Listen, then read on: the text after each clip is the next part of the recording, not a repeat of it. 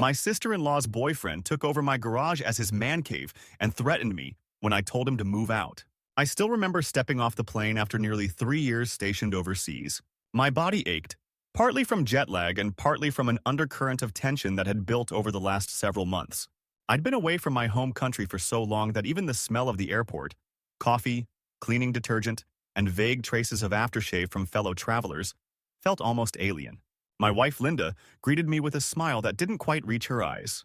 I noticed immediately that something was off, but it was impossible to decode what that something might be in the middle of the arrivals area, with so many people bustling around and announcements echoing from every corner.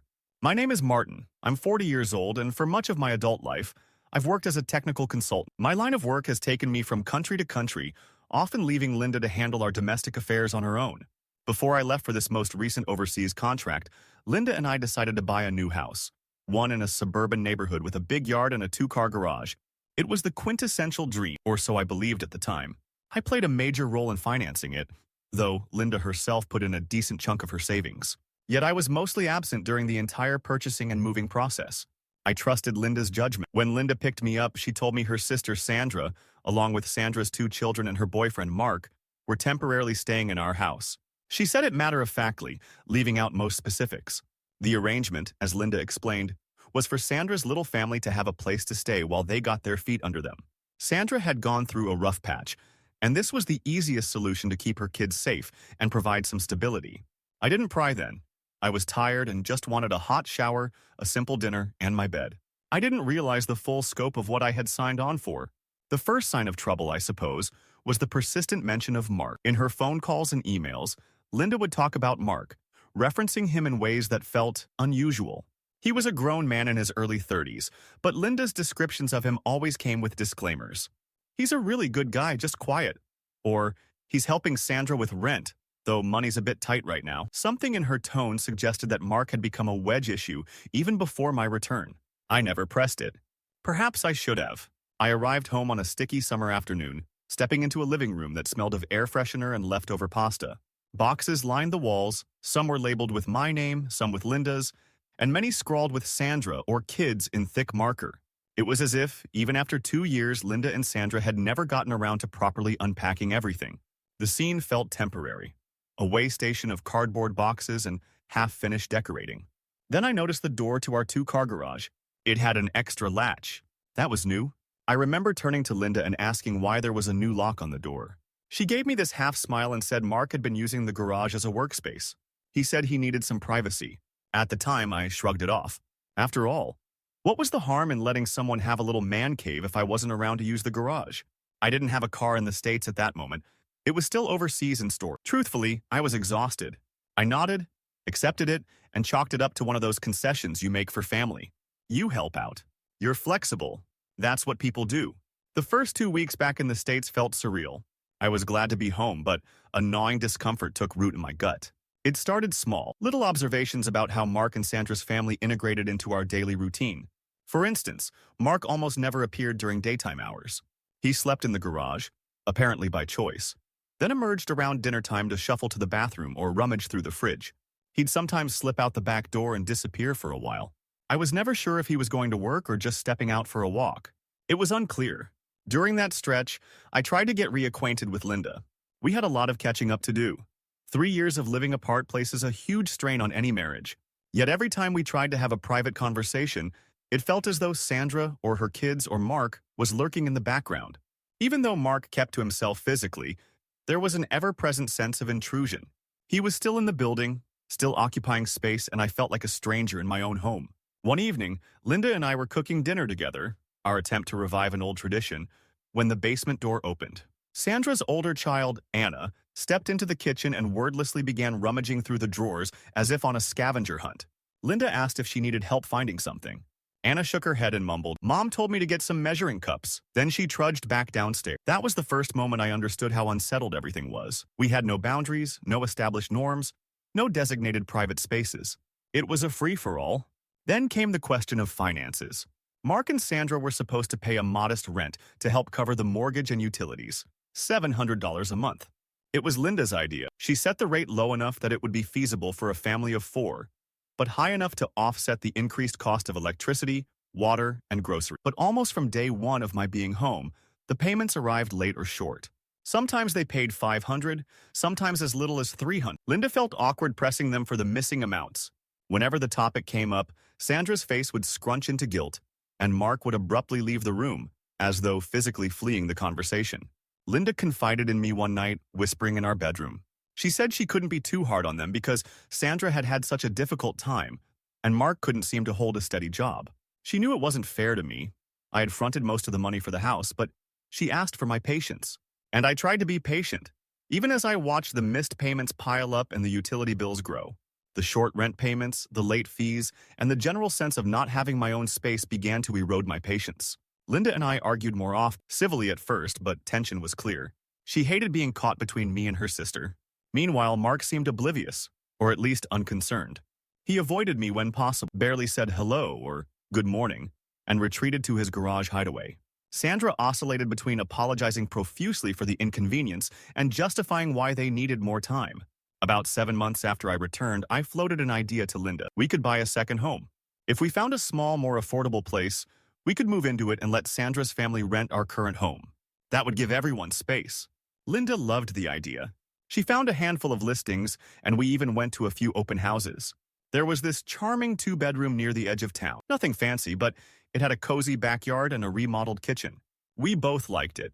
But then we did the math and realized that if Mark and Sandra couldn't reliably pay us the agreed-upon $700 each month, there was no way they could cover a full rent or mortgage equivalent on their own.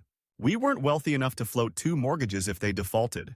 The plan fell apart before it began. Disappointed, I decided to refocus on reclaiming the space in my own house, specifically the garage.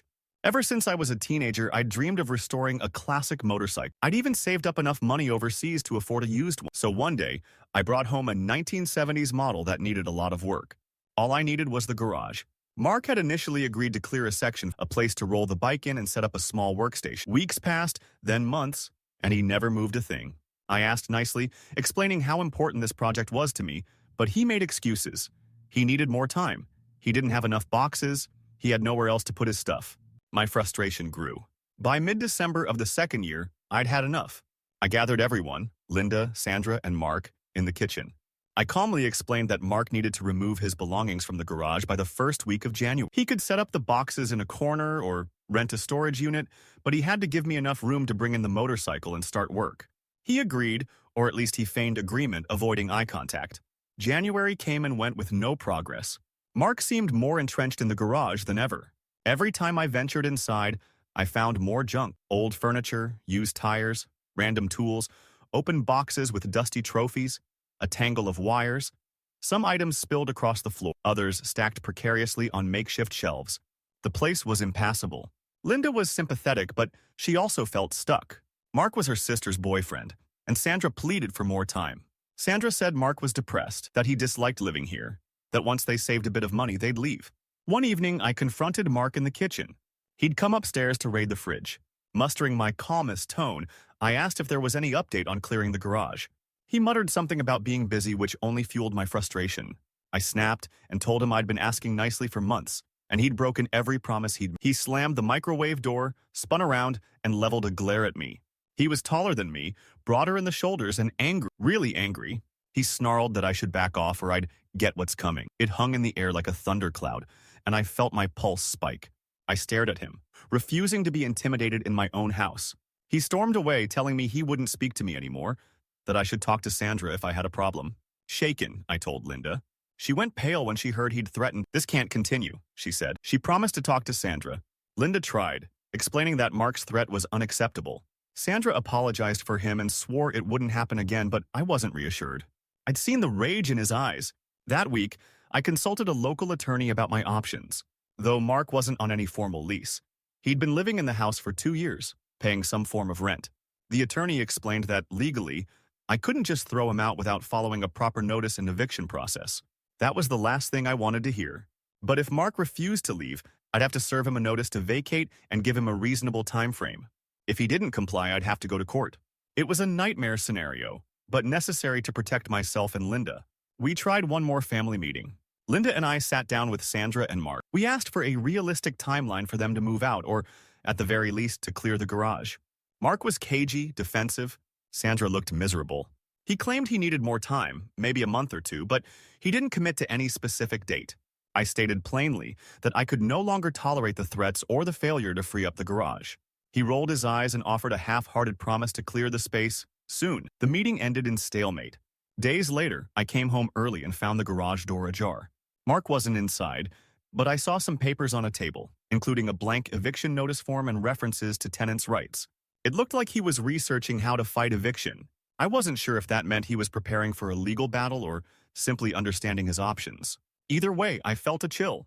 I told Linda about it, and we resolved that if Mark wasn't going to leave peacefully, we'd proceed with formal eviction. A few more weeks passed. Mark's behavior became erratic. He'd vanish for days, then reappear at odd hours. Sandra tiptoed around him, and the kids seemed anxious. Our house felt like a pressure cooker. One night, I found Mark in the garage, shouting on the phone or possibly just yelling in frustration. When I warned him that running multiple space heaters off the same extension cord was dangerous, he glared at me, telling me to stop interfering in his life. It was only a matter of time, I realized, before something exploded. Linda at last told me we had to remove Mark from the house. Threats, missed rent, the garage fiasco, it was all too much. We were worried not just for our sanity, but for our safety. At Linda's behest, I served Mark with an official notice to vacate, giving him 30 days. I dreaded his reaction, and with good reason. When I handed him the envelope in the garage, he opened it, read a few lines, and tore it in half. He shouted that I had no right to do this, that he had been there too long, that I was destroying his family. I tried to stay calm, explaining his options. That's when he grabbed the front of my shirt. We grappled for a second, and he shoved me so hard I stumbled into the driveway. My heart pounded, and I warned him that if he ever touched me again, I'd call the police. He snarled that I'd regret it and slammed the garage door. Shaken, I went inside, locked the house door, and texted Linda. When Sandra returned, she was devastated. She apologized repeatedly, saying Mark was under a lot of stress, that he'd never been like this before. Linda asked her if she wanted to stay. Sandra said she couldn't subject her children to this environment any longer. She'd been speaking to an old friend named Harriet, who lived out of state. Harriet was prepared to help Sandra find a job and an apartment. The only problem was telling Mark. None of us wanted to be the ones to ignite his fury. Over the next week, Sandra quietly packed. Harriet arrived to assist, and Sandra explained to the kids that they'd be moving somewhere safer and more stable. Mark noticed the boxes. He and Sandra had a few explosive arguments, but eventually Sandra finished packing the car. Linda and Sandra hugged tearfully. Anna and Toby waved from the back seat, looking sad and relieved all at once. Then they were gone, on their way to Harriet's town, where Sandra was promised a job at a bakery and a small, affordable apartment down the line. That left Mark alone in the garage, with less than 30 days to vacate. Instead of leaving right away, he lingered, sometimes disappearing for days, sometimes coming back in the middle of the night. He refused to speak to Linda or me. Finally, just before the deadline, he removed most of his belongings, loading them into a truck with out-of-state plates, and drove off. In the morning, the garage was half empty, filled with trash, broken furniture, and a bitter aftertaste. I notified the attorney that Mark had left, and thankfully no eviction hearing was necessary. Relief flooded me. The house felt lighter, as though some oppressive cloud had finally lifted. Linda and I spent a few days hauling out Mark's junk and thoroughly cleaning the garage. I rented a small dumpster, and we discarded the debris he'd left behind. After scrubbing the floors and installing better lighting, I rolled my battered old motorcycle in, eager to begin the restoration project I'd been dreaming of for years. The hum of power tools and the smell of engine grease replaced the stale odor of Mark's lingering presence. Linda and I slowly worked on repairing the cracks in our marriage. The conflict had taken a toll, but now that the house was ours again, truly ours, we found renewed strength in each other. We spoke openly about our missteps. Linda acknowledged she shouldn't have allowed Mark and Sandra to stay indefinitely without a firm plan, and I admitted I should have communicated more clearly from the start. Over time, as we shared quiet dinners and morning cups of coffee in a home that felt comfortable again, our bond grew stronger. Sandra and the kids settled in out of state with Harriet's help. Linda kept in close contact with them via calls and video chats. Anna and Toby started new schools, and though the transition was hard, they began making new friends. Sandra found more consistent work at Harriet's friend's bakery. She confided that, despite the upheaval, she felt safer and calmer. Mark drifted somewhere else, couch surfing according to rumors, and lost yet another job. We heard little from him after that. In the end, though it was a painful and stressful journey, we reclaimed our home. Each day, as I worked on that old motorcycle, tightening screws, wiping away rust, replacing worn parts, I felt a sense of catharsis. It was symbolic of rebuilding what Mark had nearly torn apart, our peace, our security, and our relationships. The conflict taught me that setting boundaries isn't cruel. Sometimes it's the only way to preserve not just your home, but your dignity and well-being. Compassion has its place, but so do the lines we draw to protect ourselves from aggression. Linda and I talked about maybe hosting a small party in the garage once the bike is fully restored. We want to invite a few friends, crack open some cold drinks, and celebrate truly having our space back. We know our bond with Sandra will be long distance for now, but the kids seem happier than they ever were in our cramped, tension-filled house. Whenever Linda shows me photos or texts from Sandra, I see them smiling in a new park or backyard, forging their path toward stability. It comforts me to know they're safe. As for me, I stand in that garage on weekend afternoons, tinkering with my project in the streaming sunlight. The battered machine that once looked hopelessly rusted is slowly turning into a gleaming cruiser under my hands. I imagine taking it out for a ride one day soon, the engine purring, the air fresh in my lungs. No hostility, no clashing personalities, no uneasy undercurrent of conflict, just freedom and the open road. A tangible reminder that a home should be a place of peace. And now, finally, mine is.